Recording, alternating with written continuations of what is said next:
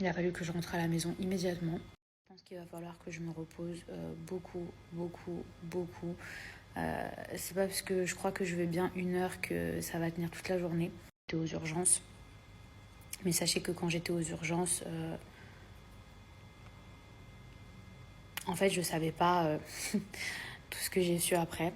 À refaire, je pense que j'aurais gardé tout ça pour moi, pour plein de raisons. Non pas parce que je suis hypocrite ou que je veux vous cacher ma vie. C'est trop dur pour moi d'en parler pour le moment. Et c'est exactement pour cette raison pour laquelle je ne peux pas vous l'expliquer. Parce que je suis pas prête. Je suis pas prête à vous dire ce qui m'est arrivé. Je vous cache pas que quand je suis arrivée aux urgences, au départ, j'avais beaucoup de mal à respirer.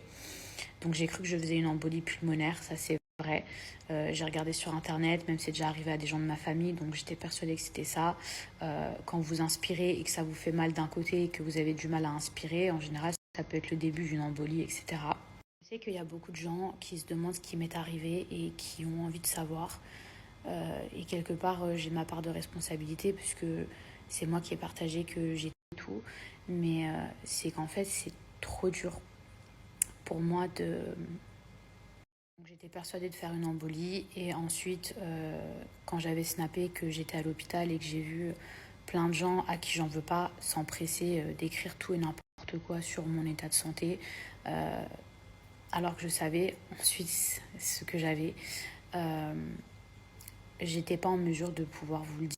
J'ai effacé parce que déjà, j'ai pas envie de vous mentir, mais j'ai surtout effacé parce que j'ai pas envie de minimiser ma peine, j'ai pas envie de minimiser ce qui m'est arrivé, j'ai pas envie de vous dire oh j'ai eu une intoxication alimentaire ou oh alors qu'en réalité ce que j'ai eu, je le souhaite à personne, même pas à ma pire ennemie. Alors je reviens pas comme une fleur sur les réseaux avec aucune explication, j'ai écrit un mot, j'ai simplement pas envie de rentrer dans les détails pour le moment parce que j'ai ni le cœur ni la force. Et c'est pas l'image que je veux véhiculer de moi, même si je suis un être humain et que j'ai le droit de souffrir et que j'ai le droit de pleurer. Surtout que j'étais encore dans mon lit d'hôpital. Donc j'ai écrit, j'ai fait une embolie et ensuite j'ai effacé. Il m'a fallu au moins 1 semaine déjà pour encaisser, pour revenir sur les réseaux sociaux. Voilà, j'en avais besoin parce que de toute façon, j'arrivais pas à lire toutes les atrocités que je lisais. Au-delà du fait que je me sens pas prête à prendre mes réseaux sociaux aujourd'hui, je sais que mentalement je vais mieux et je sais que j'irai de mieux en mieux, si Dieu veut. Mais voilà, faut pas oublier qu'il y a des gens qui vivent des situations similaires à la mienne, aussi dures, mais encore plus dures. Et il faut pas oublier que je suis suivie sur les réseaux sociaux. Alors je parle pas du monde entier bien évidemment, je parle uniquement de ma communauté. Il y a des gens qui vivent des situations encore plus dures que la mienne. Et si moi je craque et si moi j'y arrive plus, finalement quel exemple je vais donner à ces gens? Même si je sais que je suis humaine et que comme tout le monde j'ai le droit de pleurer, j'ai le droit de souffrir, et je m'efforce d'être forte. Voilà, parce que je sais qu'il y a des gens qui souffrent encore plus que moi. Un jour je vous expliquerai toutes ces choses qui m'ont fait du mal et qui m'ont fait de la peine. Mais j'espère que maintenant vous comprendrez pourquoi quand j'ai repris mes réseaux sociaux, j'ai continué ma vie. Tout simplement parce que ma période de peine, je l'ai eue pendant 1 semaine. J'ai eu le temps d'encaisser, j'ai eu le temps de plein de choses.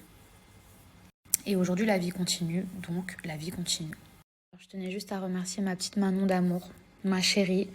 Voilà, ma copine, regardez, elle m'a fait livrer un colis trop mignon à la maison. Elle m'a fait également livrer ce trop beau bouquet de fleurs. Donc merci ma chérie.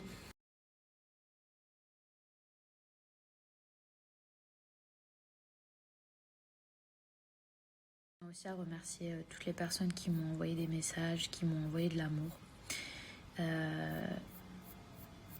Bon, mon chéri, c'est indescriptible la manière dont il a été là pour moi.